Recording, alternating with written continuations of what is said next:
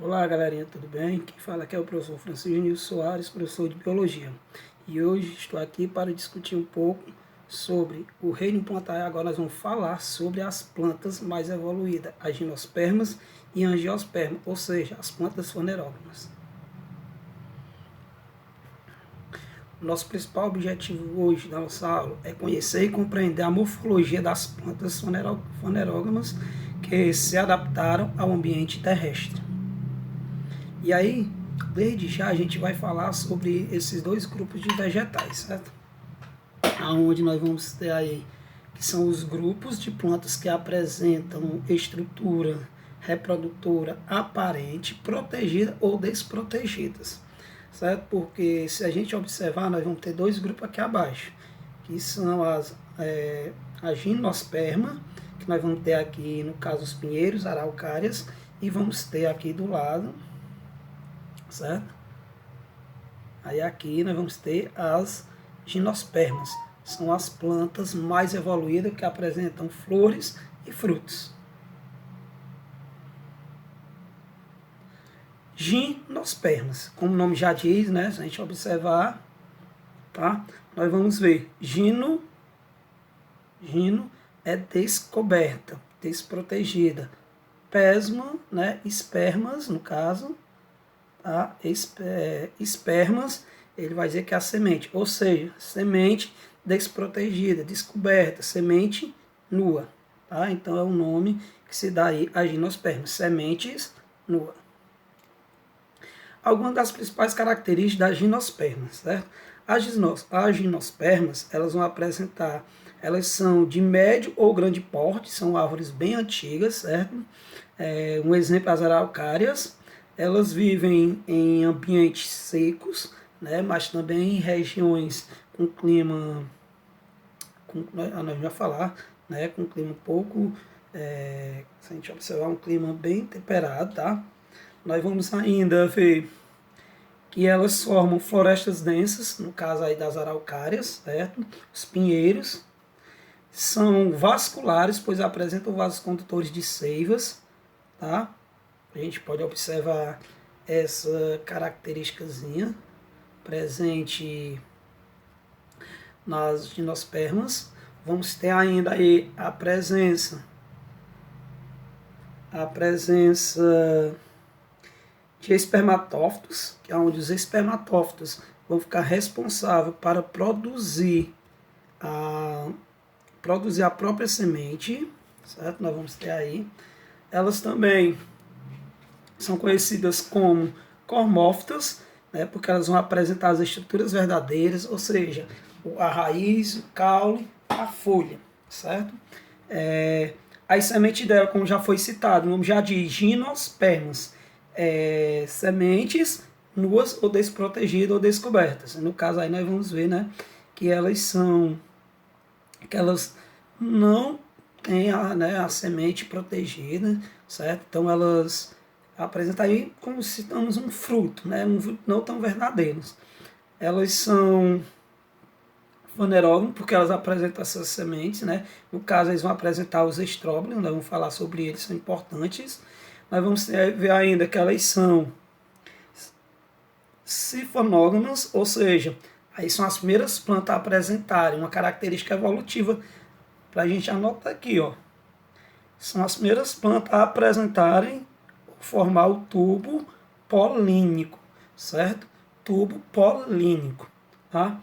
E nós vamos ter aí que a fase duradoura é a fase esporófita, enquanto a fase gametófita é temporária e é bem reduzida, né? Lembrar, quais são os grupos de vegetais que têm a fase esporófita duradoura? Aí nós vamos lembrar que são as pteridófitas, as gimnospermas e as angiospermas. Então, esses três grupos de vegetais têm a fase dos esporófitos longa e duradoura.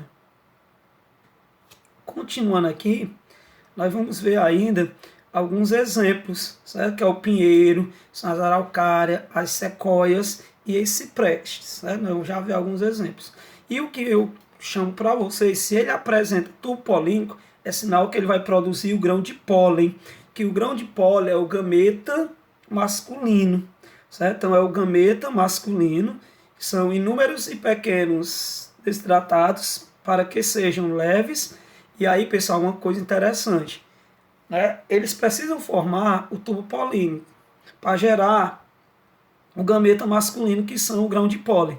Por quê? Porque eles precisam ser também desidratados para que sejam facilitado a sua locomoção, ou seja, para que eles sejam carregados pelo vento. No caso, aí é um exemplo de polinização, que é a nemofilia, certo? Que é o tipo de polinização acarretada pelo vento. Tá? Então, pode grifar aí. Aqui são os exemplos. Nós vamos ter aí o pinheiro do Paraná. E aí, galera, uma coisa também, né, que eu posso citar mais adiante, isso é uma questão, né, eles habitam demais, né, as gimnospermas. Elas habitam as regiões com clima temperado. No caso, no Brasil, onde é? Na região sul. Mas aonde especificamente? No Rio Grande do Sul.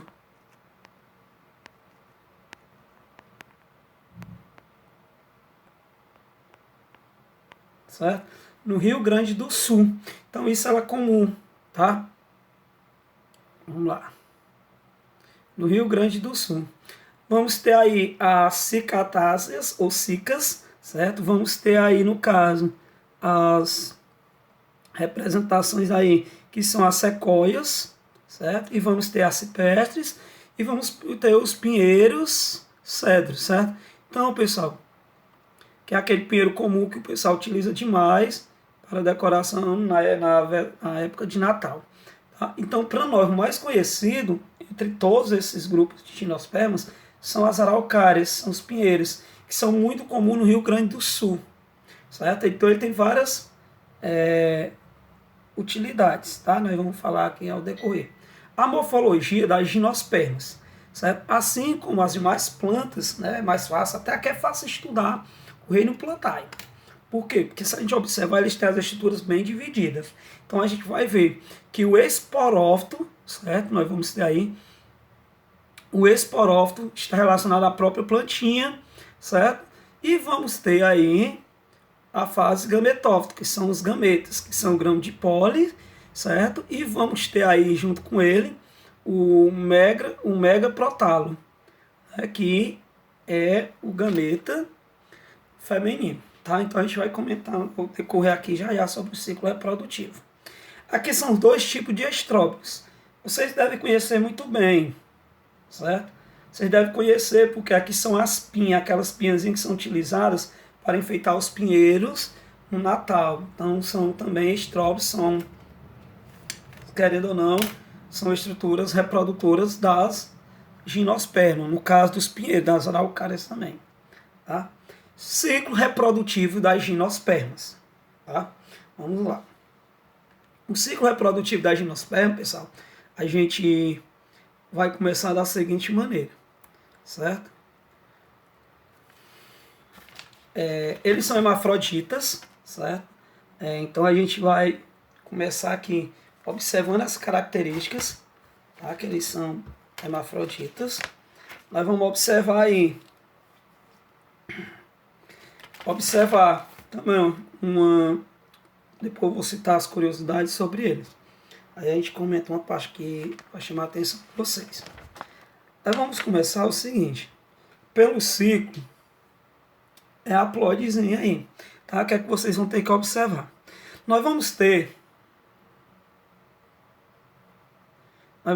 o esporófito, certo? O esporófito, tá? Que esse esporófito, tá? Ó.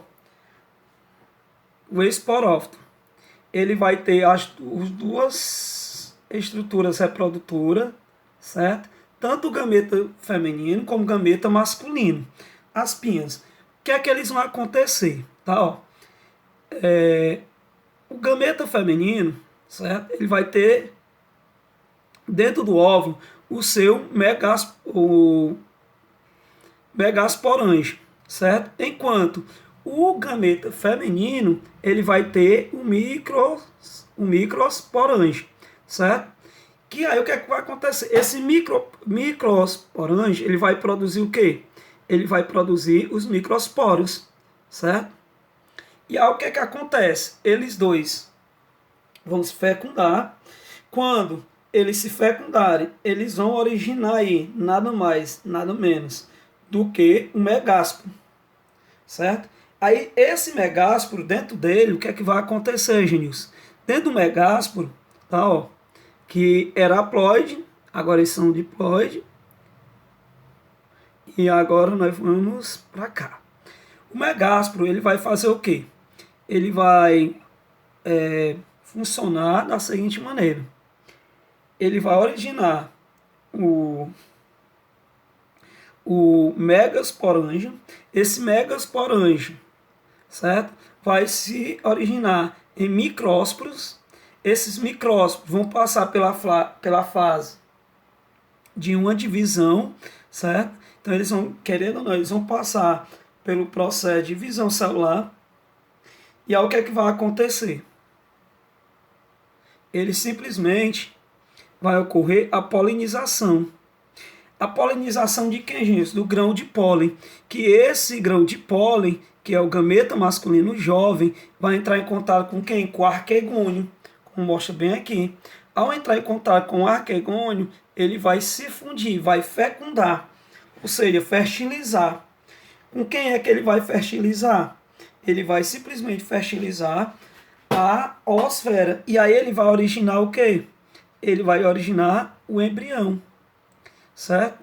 Esse embrião, quando se desenvolve, né, que ele vai se transformar aí no embrião, no zigoto, o zigoto se transforma no embrião. Esse embrião, quando, depois que ocorreu a fecundação, vai ocorrer o quê? Ele vai começar a formar a semente. E aí ocorre a disseminação pelo vento, ou no caso da pinha, muitas vezes, no caso das araucárias, da gimnosperma, existe a gralha azul que faz esse processo. E aí ele vai ser o que? Ele vai germinar no solo, e quando germinar, ele vai dar origem ao esporófito. Certo? Resumindo, nós vamos ter os esporófitos, os esporófitos, que eles vão passar pela reprodução, certo? Essa reprodução deles vai se dar pela meiose, até aqui. E aí o que acontece? Eles vão se fecundar, depois passam pela meiose, eles começam a originar, certo? Os indivíduos haploide, que nada mais é originando os gametófitos. Esses gametófitos se fecundam, ao fecundarem, vão originar, né, o zigoto que foi formado a partir de indivíduo haploide, certo? Ele vai originar o quê? Vai originar a semente. Aí a semente tem que ser germinada. Ela pode ser germinada através da dispersão pelo vento, certo? Ou simplesmente o que acontece? Essa semente do peão, né? O que ela vai fazer? Ela se germinou. Quando ela germinar, ela vai surgir o quê? Vai dar origem a um novo esporófito, certo? Então, é o que acontece. Ó, nós vamos ver o seguinte. Essa fase, eu vou dizer que aqui seria a fase, no caso, haploide, e daqui para cá seria a fase diploide, para cá seria a fase haploide. Resumindo, daqui para lá, nós vamos ter a fase para cá.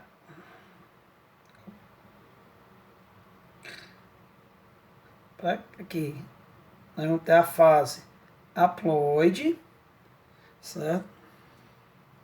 Perdão. Nós vamos ter a fase diploide, aonde ele vai passar por uma meiose, aí ele vai até onde, isso? Até aqui, da meiose, até aqui, ele vai ser o quê? Ele vai ser haploide. Daqui para cá, ele começa a ser o quê? Diploide. Certo? Então, ó, diploide, haploide, diploide, certo? Aí vamos falar das plantas mais evoluídas do planeta, que nós vamos ter aí as angiospermas, certo? Então, como o próprio nome já diz, angiospermas. Anjo, ele diz proteção, e espermas, semente, certo? E aí o que é que ele me diz? É uma semente protegida. Agora, o que é a evolução dessas plantas? A evolução dessas plantas, pessoal, nós vamos se basear em que ela apresenta? Que ela vai apresentar a flor e o fruto. Então, lembrar bem, as características evolutivas das angiospermas é a presença de flores e frutos.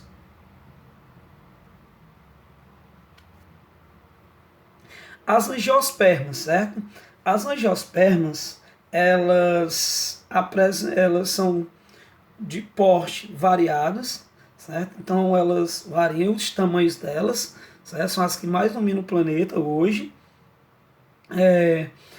Vivem em ambientes terrestres e aquáticos, são vasculares, apresentam vários condutores de seiva, seja floema, seja o xilema. Também são conhecidos como plantas cormóficas, ou seja, são as plantas que apresentam estruturas verdadeiras, caule, folha, raízes, certo? A gente vê ainda que elas são fanerógamas porque elas apresentam flores, produzem flores, na verdade ela apresenta semente, tá? São espermatófitas porque elas produzem sementes. Uma coisa interessante que a semente, né?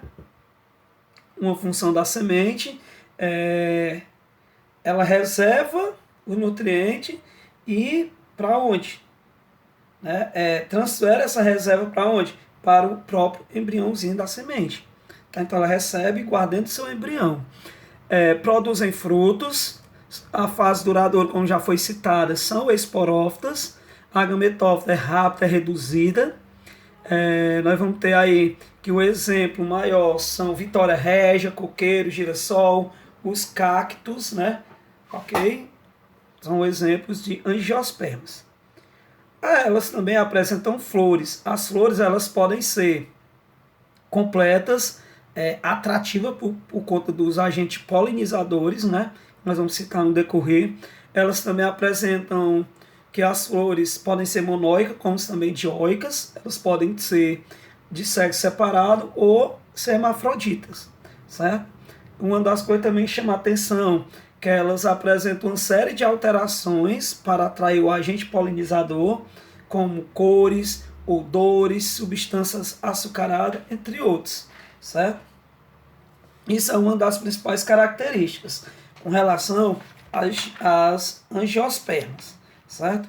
Uma das coisas também que pode chamar a atenção, pessoal, é que as angiospermas elas se reproduzem a partir de quem? Da flor, da própria flor. A flor é que ajuda nesse processo de reprodução, tá? E é a partir da flor que ela vai germinar, que ela vai originar o fruto e a própria semente. Nós vamos ver no decorrer aqui da nossa apresentação, certo? As angiospermas ainda, pessoal, certo?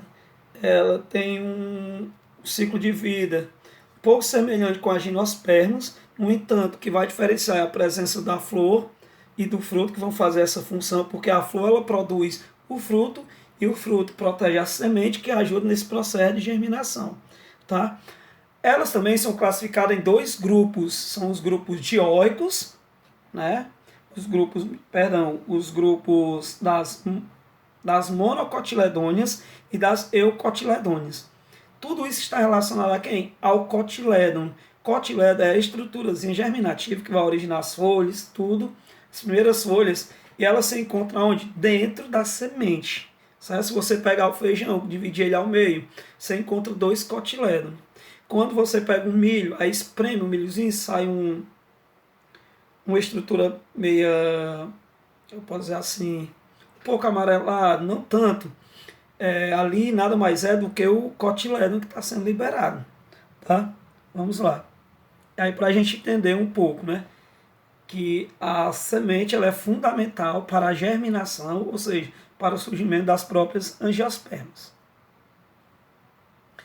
Tipos de angiospermas. Aí, como eu estava falando, existe as monocotiledôneas e existem as eucotiledôneas.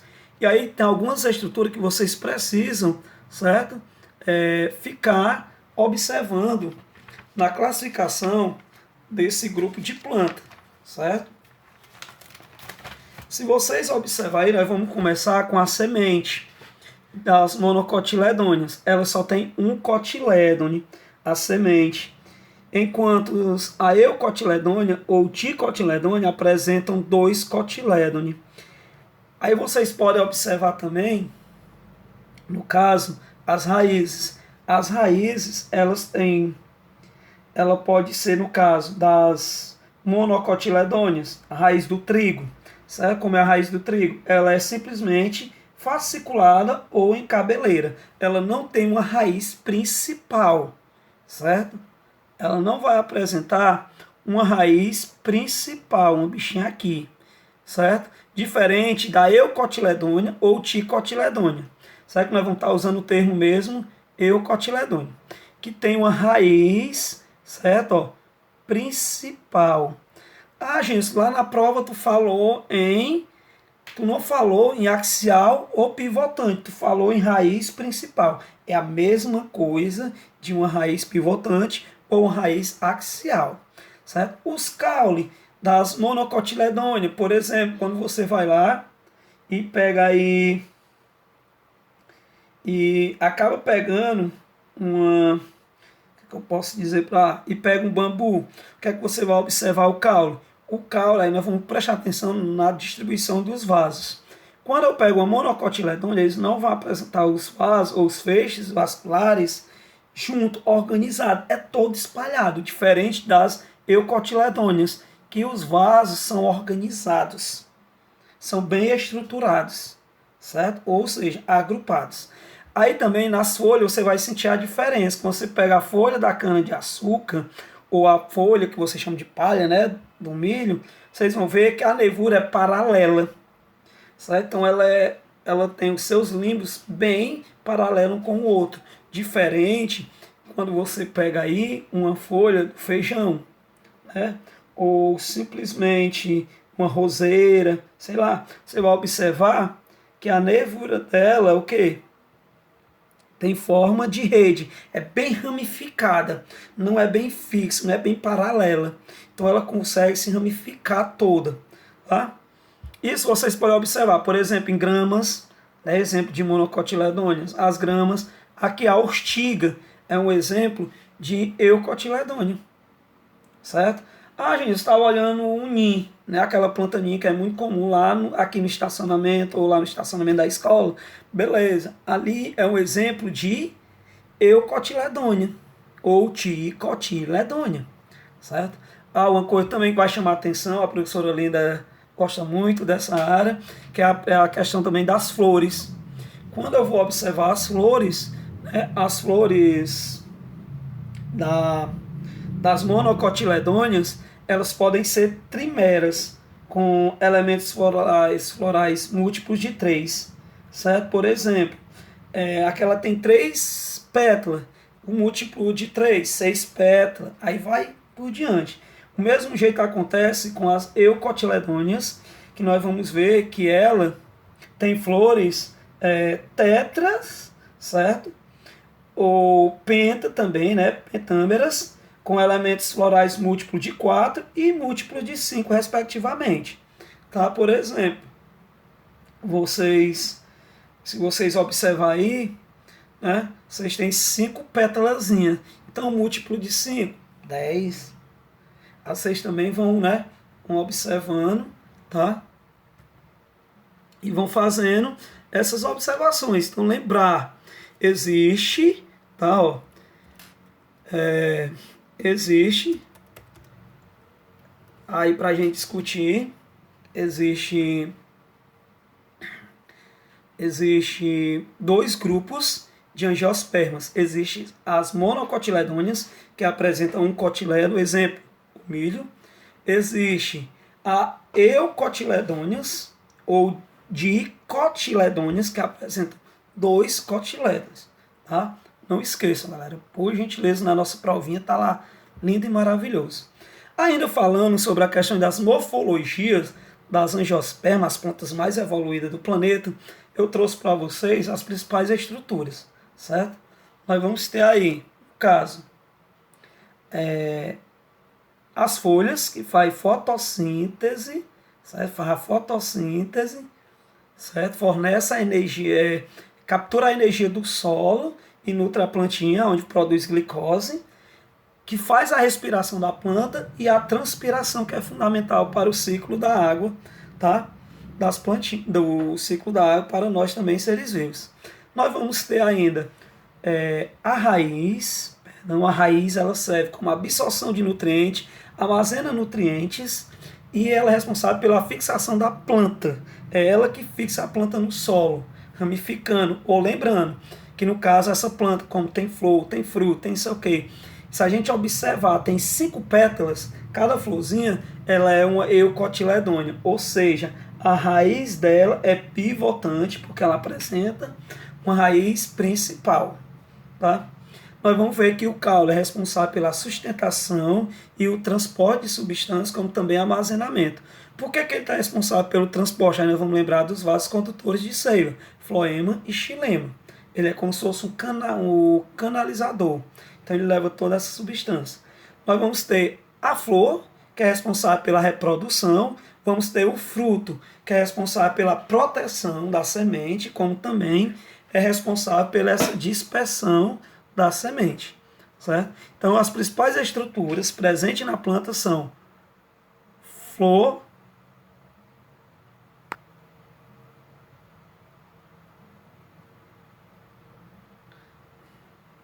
certo? As principais estruturas da planta são flor e fruto. Beleza? Morfologia ainda das angiospermas, como eu já falei para vocês, as estruturas reprodutoras, certo? Das angiospermas. Nós vamos ter aí a flor, certo? Vamos ter a flor e vamos ter o fruto, certo? Então, a flor, ela tem um ovário, onde esse ovário vai produzir as sementes e essa semente vai ficar protegida pelo fruto, que é a partir desse ovário que surge o próprio fruto. Então, existe dois tipos de reprodução aí, tá? Porque existe a reprodução pela própria flor, como existe também a reprodução pelo próprio fruto, que é através da semente. É para a gente entender, eu trouxe essa animaçãozinha desde o início. Aí surgindo aí. Aí se chama uma autofecundação da planta, ela se autofecunda, diferente da fecundação cruzada, que são pelos polinizadores.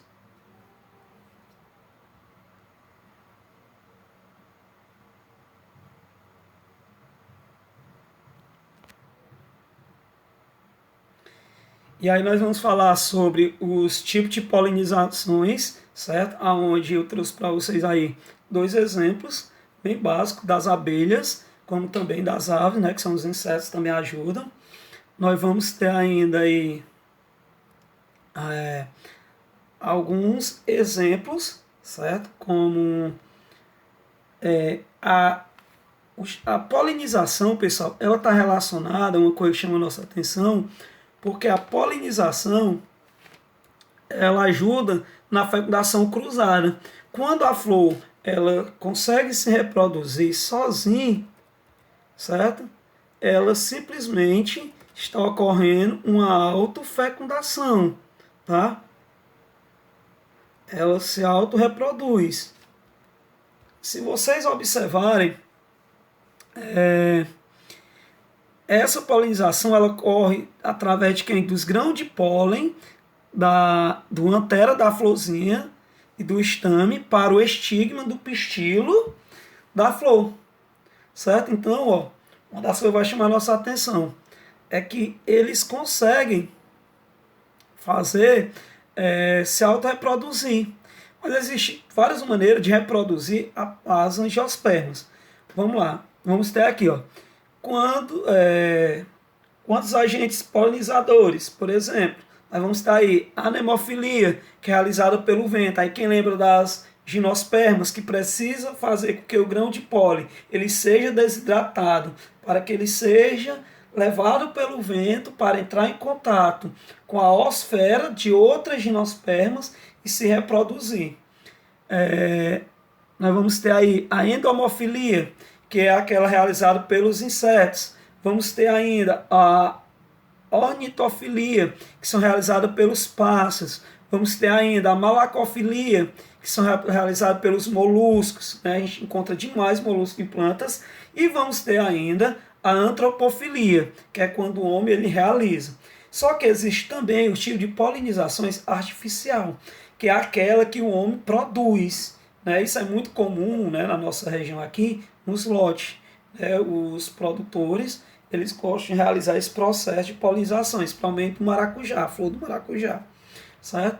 Vamos ter ainda a cantorofilia, que são alguns besouros que vão fazer esse processo de polinização. Vamos ter ainda a psicofilia, que são através de borboletas, certo? Borboletas. E vamos ter ainda a falenofilia, que são pelas mariposas, certo? Então, ó, lembrar, a psicofilia pelas abelhas. Quando eu falo fanelofilia, eu estou falando que é pela mariposa, que vão realizar esse processo de polinizações. Como também a água ela ajuda demais nesse processo de polinizações, que são a polinização por idofilia, certo? Então aí nós temos algum exemplo. Ninguém pode esquecer também do morcego, que ele é de suma importância, certo? Então os morcegos, quando a gente vê o morcego, por exemplo, a gente vai dormir quando amanhece na casa da gente, no quintal tá cheio de frutinha de ninho ou fruta de oiticica. Tudo isso está me dizendo que o morcego está fazendo esse processo de polinização, de disseminação, que é através de quê? Da quiropterofilia, certo? Então aí o exemplo de quiropterofilia é o exemplo de polinizações pelo morcego. E aí eu chamo a atenção de vocês com relação às abelhas, que no ano passado, né, teve a maior discussão da extinção das abelhas. Por quê, pessoal? Porque elas têm uma relação mutualística com as plantas, elas ajudam no processo de reprodução das plantas. Então ela é uma das maiores disseminações de grão de pólen, certo? No planeta.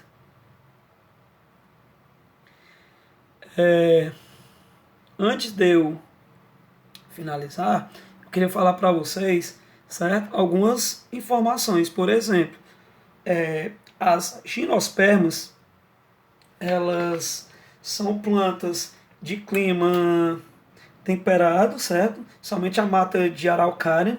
Elas também são encontradas no Brasil, no caso, as coníferas nativas, que são as araucárias, na região sul, no caso, o pinheiro do Paraná, certo?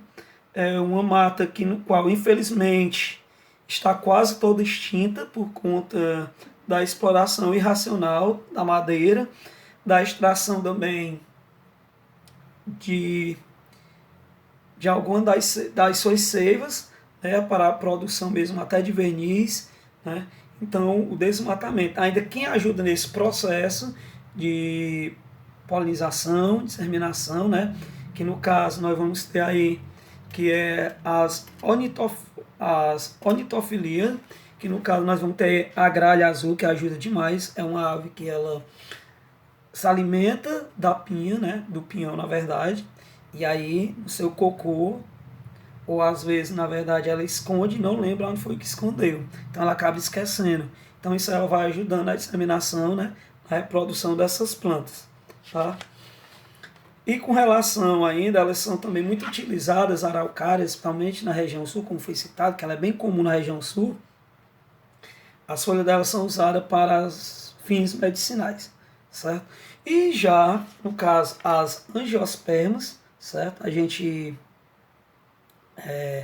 elas são as plantas bem evolutivas, são as tendências realmente do nosso planeta, certo?